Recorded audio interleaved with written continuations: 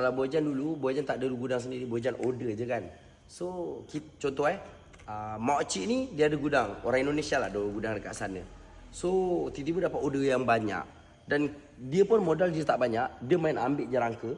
Kering tak kering nombor 2. Yang penting orang yang kat Malaysia nak cepat. So, dia pun lah dapat job banyak. Orang kat Malaysia cakap, okay, kalau you tak boleh supply saya 10 kontainer bulan ni, seberapa je you ada? So kita dapat job. So kita main ambil lah. Tak payah nak tunggu kering. Ni kisah jujur.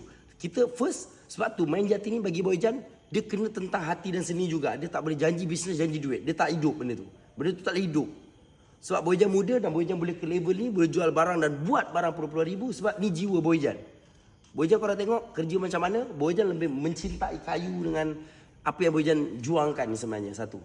Lagi satu, macam Bojan cakap, itu yang menyebabkan kalau kualiti rendah tu tak ada time frame pengeringan apa segala. So kita sebagai peniaga kecil, kita nak modal kita cepat rolling.